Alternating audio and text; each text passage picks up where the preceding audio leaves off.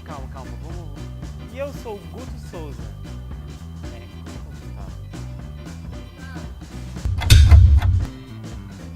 Voltamos de novo para alegrar sua segunda-feira.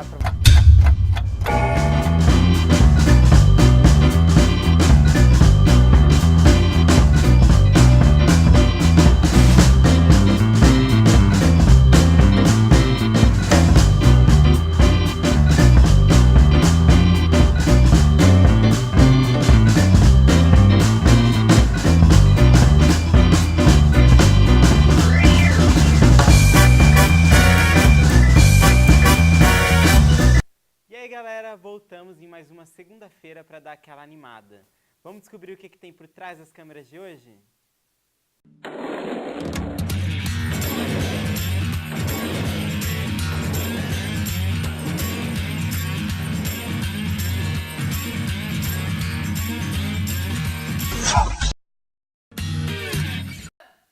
Eu sou o Guto Souza e para começar a esquentar o nosso programa de hoje, a gente vai ter uma entrevista com a Liara Luiza, professora do Centro Universitário Belas Artes, mestra em artes visuais e especialista em audiovisual.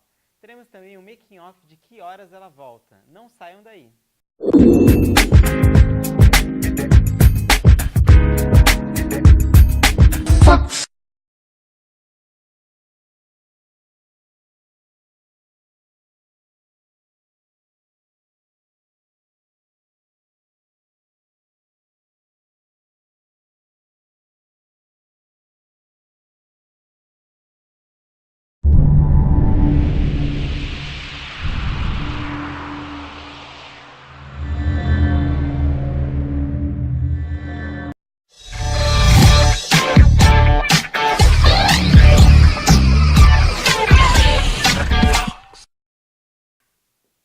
Vamos agora para o nosso Olhar de Especialista, com a professora Liara.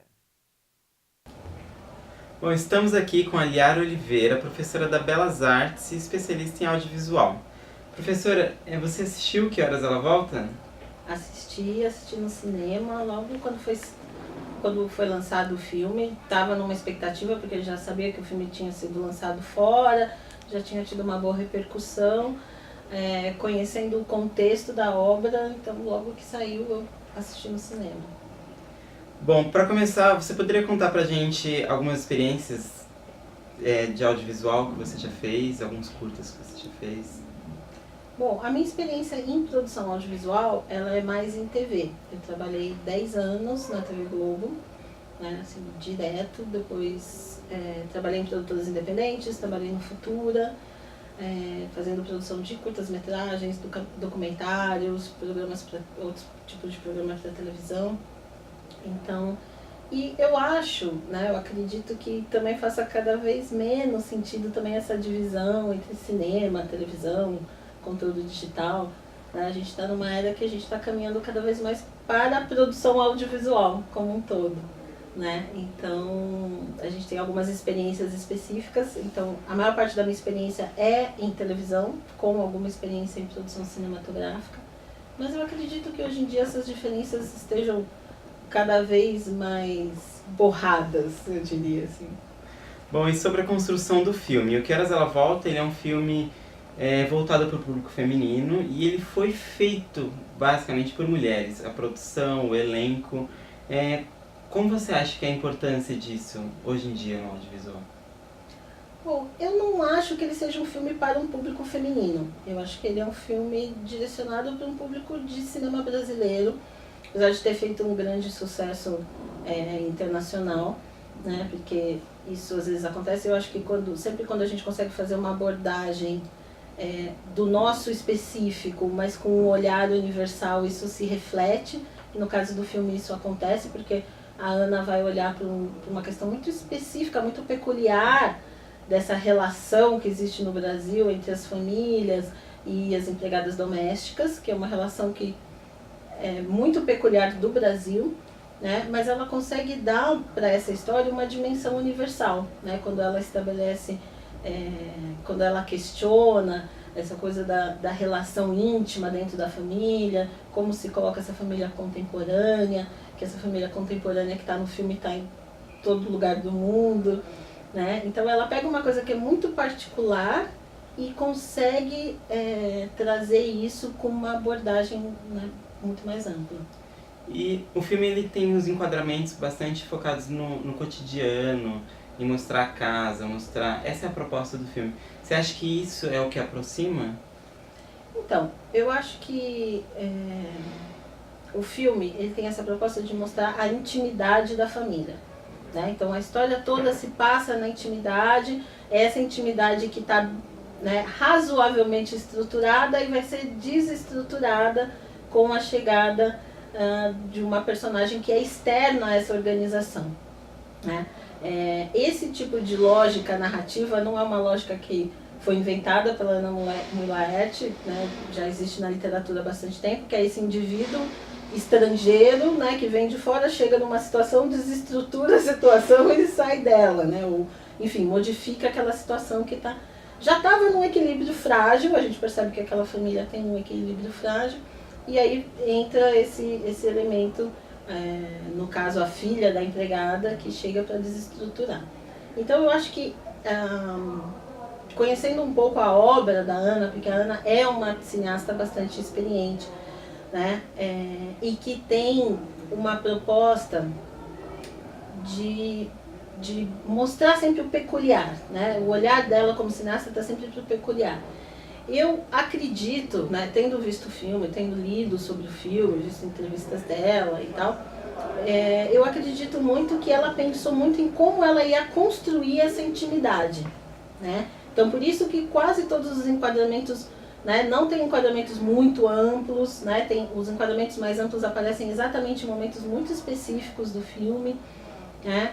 É uma câmera estável, que se movimenta pouco, né? Então a câmera se movimenta pouco, a gente tem pouquíssimas mudanças bruscas, ou praticamente não tem uma mudança brusca de enquadramento, de um plano muito aberto para um muito fechado, né? Então eu acho que o importante para ela é que a filmagem conseguisse ambientar aquela família estruturada que de uma certa forma passa a se desestruturar, ou pelo menos que essa falta de estrutura, essa estrutura frágil fica evidente, né? Então eu acho que ela tentou construir isso visualmente, sonoramente. O filme também tem uma construção de uma paisagem sonora super bem pensada, né? Então a gente percebe isso, os planos são bem fixos, né?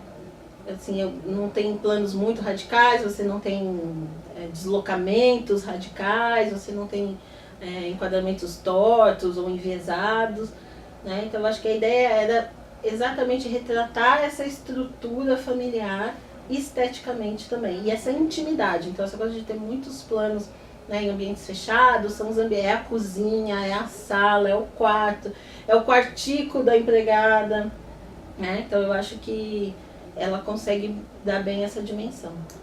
Bom, Liara, só pra gente finalizar então, O Que Horas Ela Volta, ele demorou 19 anos para ficar pronto o roteiro.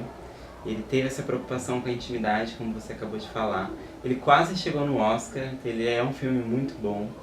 Eu quero que você indique o filme para quem está vendo a gente. E se você puder também indicar um outro filme brasileiro para deixar pra gente aí no Cinefox, pra gente assistir depois. Bom, com relação ao Que Horas Ela Volta, eu acho também que é um filme muito bom.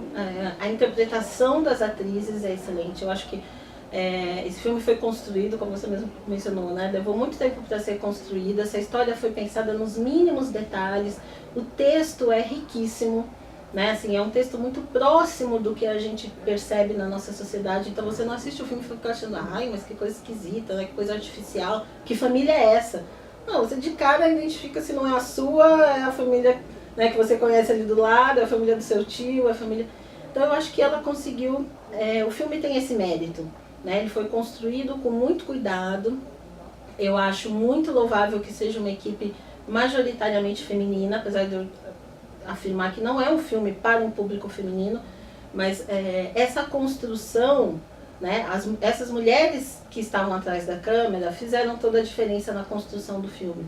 Então, no roteiro, na montagem, na direção, né, mesmo a própria produção executiva do filme, né, a gente tem a figura de uma mulher. Então, eu acho que isso se reflete na sensibilidade da abordagem do tema, não necessariamente por ser um filme feminino, né? Eu acho que é isso, eu acho que esse é o grande mérito do filme, além, óbvio, de tocar numa questão social que é muito importante, que tem que estar sendo pensada, né? Porque a gente vem de uma sociedade escravocrata, né? Que perpetua essas relações ainda hoje, né? Se não de uma forma evidente, mas de uma forma, né, sutil e camuflada. Então eu acho que tem que se falar dessas relações, né? Então por isso que eu acho que é tão importante que as pessoas assistam, né? Se emocionem, porque vão se emocionar com a história, né? E que possam também tirar as suas próprias conclusões das situações que são expostas no filme. Bom, sugestão de filme brasileiro. Eu queria fazer uma sugestão seguinte. Eu acho que a gente tem que conhecer um pouco mais os nossos cineastas, porque a gente tem o hábito, às vezes a gente conhece cineastas americanos, né, que a gente vai, o novo filme do fulano de tal, do Woody Allen, do Tarantino, do Scorsese, enfim, que eu acho que a gente deve conhecer e deve acompanhar, mas eu acho que a gente pode também ter o hábito de acompanhar mais o trabalho dos nossos diretores mesmo, dos nossos realizadores. Então, as pessoas que assistirem Que Horas Ela Volta, que gostarem do Que Horas Ela Volta, eu sugiro que assistam outros filmes da Ana Mui Laerte, né? Porque ela já tem uma carreira extensa, né, como cineasta, e aí uma das sugestões, que é um dos filmes mais sensacionais, que é completamente diferente do Que Horas Ela Volta, mas é um filme sensacional, que é o Durval Discos, né? Também com direção da Ana, que foi feito há um tempo atrás, já tem um tempinho esse filme, mas eu acho que vale muito a pena, e a dica é essa. Eu acho que assim, quando a gente gosta de um filme, a gente procurar saber quem é o responsável por aquele filme, né? E tentar assistir outras coisas daquele mesmo cineasta. Bom, ótimo. Obrigado, Liara. O nosso papo com o especialista fica por aqui e a gente se encontra na próxima segunda.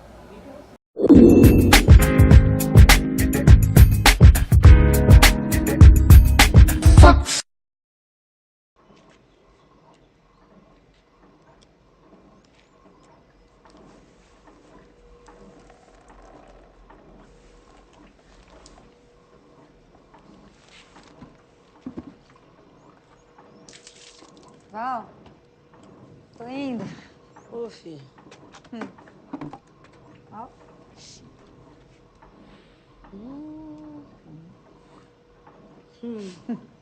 Vai com Deus. Até quarta. Amém.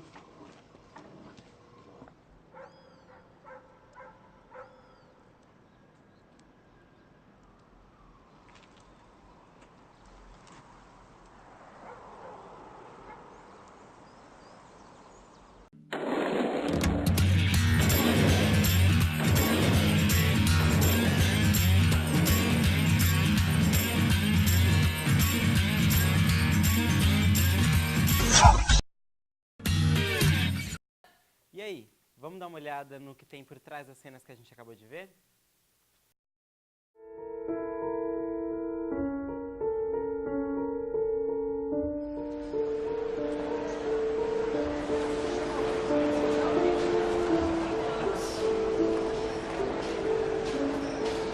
Val?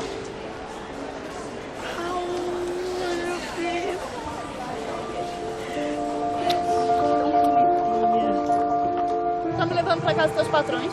Bom, a Jéssica, pra mim, ela é uma espécie de heroína do mundo real. Ela é mulher, ela mora no Nordeste, ela não vive uma boa condição financeira.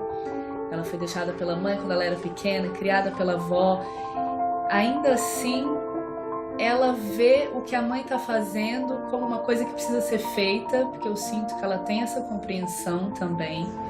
Então ela vive diversos contextos que fazem com que ela esteja ali numa posição de resistência sempre, de tentar assumir uma posição no mundo. E eu acho que os verdadeiros heróis da nossa sociedade, do nosso cotidiano, são exatamente essas pessoas que, ainda que vivam situações muito adversas, eles trazem as perguntas que a gente esquece de se fazer. Como é que eu aguento o quê? Ser tratada desse jeito, que nem uma cidadã de segunda classe.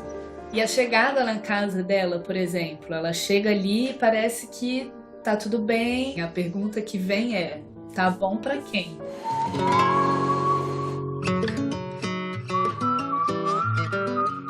Então, eu acho que a Val, ela não é, pra mim, uma mulher, alguém que eu observei, uma personagem que eu criei, nada disso. Acho que a Val é, no mínimo, umas 20 mil pessoas. Eu não acredito numa coisa dessa. Como é que uma pessoa tira o gelo e bota a forminha vazia dentro do freezer? Desde o primeiro ensaio, eu percebi que a Regina tinha uma coleção de gestos, uma coleção de posturas, de boca, de modos que eu creio que ela pegou isso observando todas essas mulheres através da carreira antropológica dela na TV. Tu mora na casa dos patrões, mano? Eu moro no serviço, já falei, moro no serviço. Eu escolhi a Regina Casé não só por causa do talento dela, mas também por causa do tipo físico dela. Porque eu acho que numa figura só, ela é preta, branca e índia. Ou seja, eu acho que ela é uma figura bem brasileira. Poxa, você é praticamente da família, né? Não foi assim um convite, eu acho que desde sempre a gente queria trabalhar junto. A Regina Casé, como atriz, é uma gênia. Tu é superior a todo mundo. Não me acho melhor não, Val. Só não me acho pior, entendeu?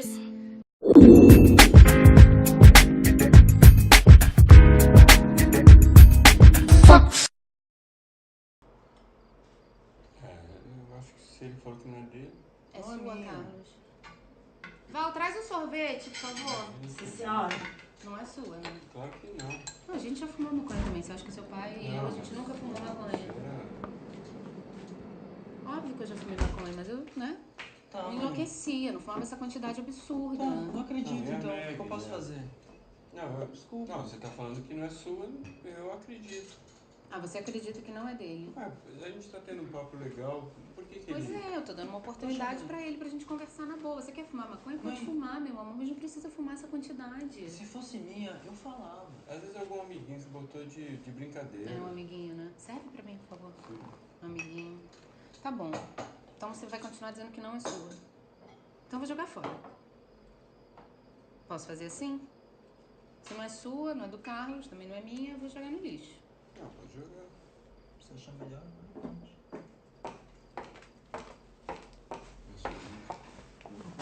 Não, Eu acredito.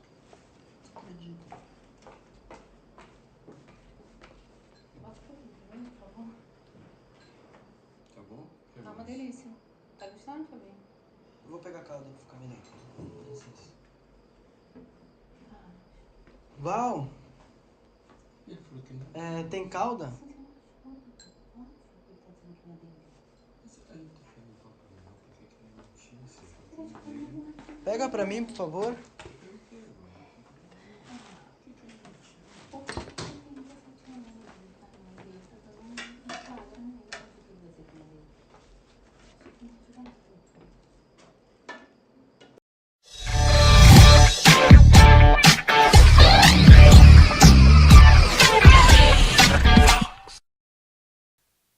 E acabamos de ver que o filme já ganhou alguns prêmios internacionais. Inclusive, ele quase chegou no Oscar. Mas também, né, com 19 anos para ficar pronto o roteiro. Bom, mas é isso, galera. O Por Trás das Câmeras fica por aqui. E a gente fica agora com um trailer do filme da próxima semana.